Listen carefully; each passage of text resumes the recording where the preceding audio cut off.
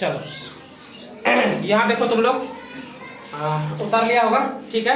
अब आगे समझते हैं हम लोग। इससे पहले हम लोग पढ़े थे फूलों के भाग कौन कौन से हैं, यही पढ़े थे ना। इसमें हमने क्या पढ़ा था, पुंकेसर होता है। मुख्य रूप से पुंकेसर और स्त्री केसर के बारे में हमने जाना था, है ना।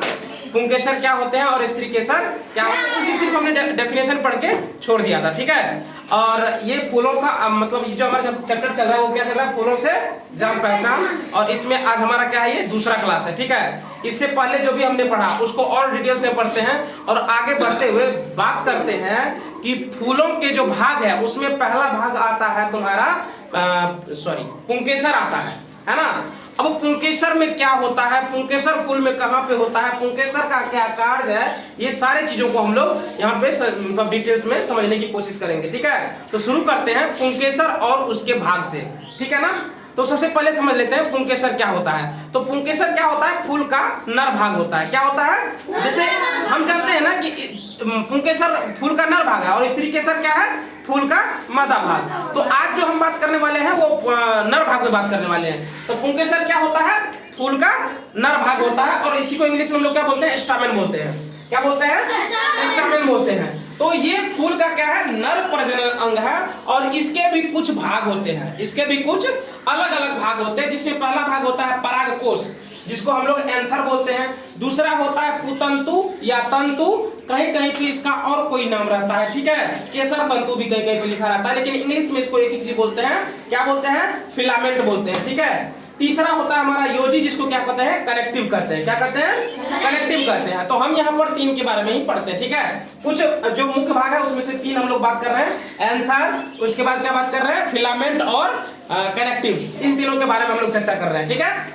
तो सबसे पहला हम लोग समझते हैं परागकोश यानी कि एंथर क्या होता है। देखो सबसे बड़ा महत्वपूर्ण भाग जो फूल का होता है, नर भाग होता है, ठीक है। नर भाग में जो सबसे मतलब महत्वपूर्ण भाग होता है वो क्या होता है, परागकोश यानी कि एंथर होता है, ठीक है। तुम लोग बाद में लिख लेना, पहले समझ लो, ठीक है।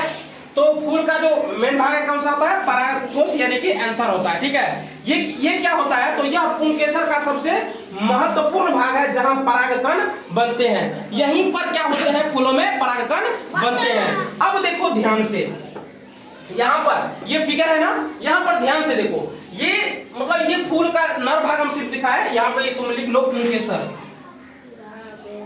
है ना, यहाँ पे लिख लो पुंकेसर, पुंकेसर और उसके भाग और उसके भाग लिख लिया। अब देखो ये पुंकेसर का ही अलग अलग भाग है, यहाँ परागकोश लिखा हुआ है, ब्रैकेट में इंग्लिश में लिख लो एंथर बोलते हैं इसको, है ना। तो अब देखो ध्यान से इसको समझो। अब देखो ये जो तुम्हारा ये पुतंतु दिखाई दे रहा है ना, यही तुम्हारा फूलों से जुड़ा रहता है, ठीक है। और यहीं से हमारा क्या पहुंचता है, भोजन पहुंचता है किसके पास, परागकोश के पास। लेकिन हम लोग समझ रहे हैं अभी पहले क्या समझ रहे हैं, पुंकेसर को समझ रहे हैं, उसमें क्या समझ रहे हैं, परागकोश समझ रहे हैं। तो परागकोश में क्या होता है, परागकण बनते हैं, है ना।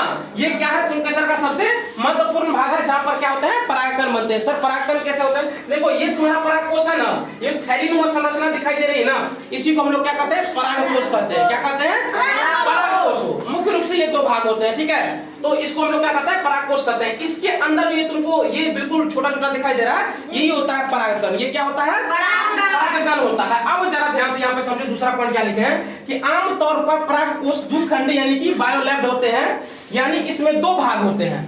आमतौर पर जो परागकोश होते हैं उसमें मुख्यतः कितने भाग होते हैं, दो भाग। उसमें मुख्यतः कितने भाग होते हैं, दो ही भाग होते हैं, इसलिए इसको हम लोग क्या कहते हैं, द्विखंडी भी कहते हैं। क्या कहते हैं, इसलिए द्विखंडी भी कहते हैं, यानी कि इंग्लिश में बोलेगा तो बायोलैब्ड कहते हैं। क्या कहते हैं, बायोलैब्ड, ठीक है। अब दूसरे पॉइंट पे देखो, तीसरे पॉइंट पे कि इसके प्रत्येक खंड में दो परागकोशीय थैली यानी कि पॉलीसेक्स होते हैं, जिनमें परागकण उत्पन्न होती और संग्रहित होते हैं। ध्यान से देखो, इन दोनों में परागकण संग्रहित हो रहे हैं ना, जी हो रहे हैं ना। इसके ये परागकोश है, ये जो तुमको संरचना दिखाई दे रहा है ये परागकोश है, लेकिन ये जो अंदर में जो तुमको छोटी छोटी संरचनाएं दिखाई दे रही है ये क्या है, परागकण है। क्या है, परागकण है। तो समझ में आ गई ना, ये परागकोशीय थैली है, होती है जिनमें परागकण उत्पन्न और संग्रहित होते हैं।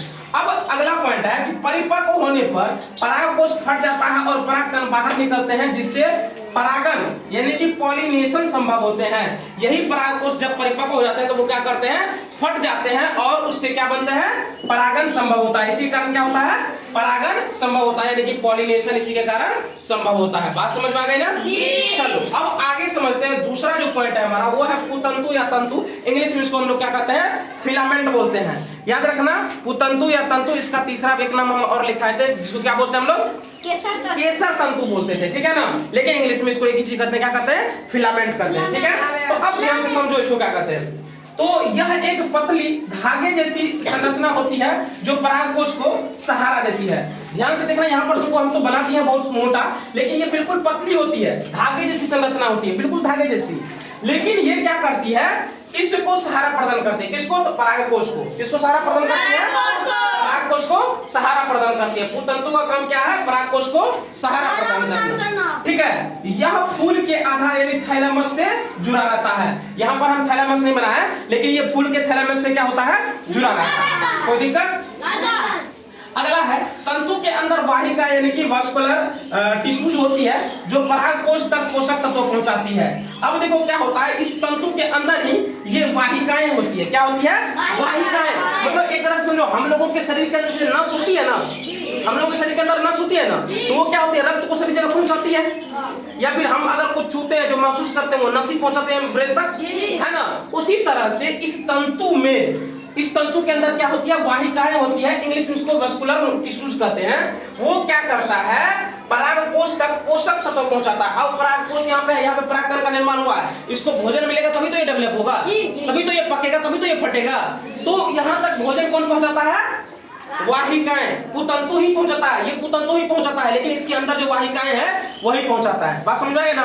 जैसे तुमसे ऑब्जेक्टिव कोई पूछ दिया कि बताओ कि परागकोश तक भोजन कौन पहुंचाता है, तुमको ऑप्शन दे दिया कि पुतंतु या तंतु, 2 नंबर में दे दिया वाहिकाएं, 3 नंबर में कुछ तुमको और दिया, परागकण दे दिया, कुछ और दे दिया, 4 नंबर दिया, नंबर दिया। तुम लोग क्या टिक करोगे, वाहिकाएं, पुतंतु या तंतु टिक नहीं करोगे। कारण क्या है कि पुतंतु के अंदर ही क्या होते हैं, वाहिकाएं होते हैं, बिल्कुल पतली होती है, ठीक है।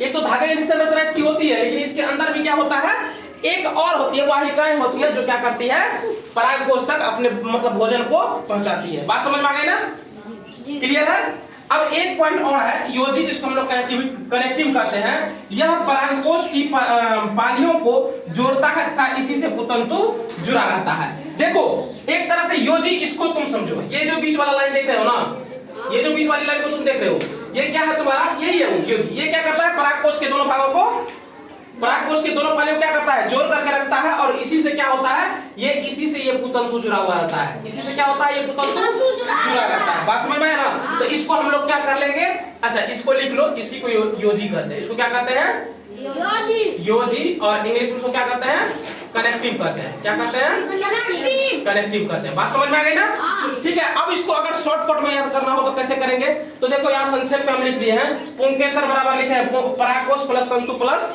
योजी, लिख दिए। अगर परागकोश में क्या होते हैं, परागण बनते हैं, और तंतु क्या होता है, परागकोश को सहारा देता है। अब योजी का है लिखे सर, तो योजी का देख के का डेफिनेशन है कि यह परागकोश की दोनों पालियों को क्या करता है, जोड़ करके रखता है। क्या करता है, परागकोश के दोनों पालियों को जोड़ता है। उम्मीद है तुम लोगों को ये मतलब फूलों का जो भाग था उसमें हमारा ये जो नर जनन अंग है जिसको हम लोग पुंकेसर कहते हैं, ये वाला पॉइंट तुम लोगों को क्लियर हो गया होगा।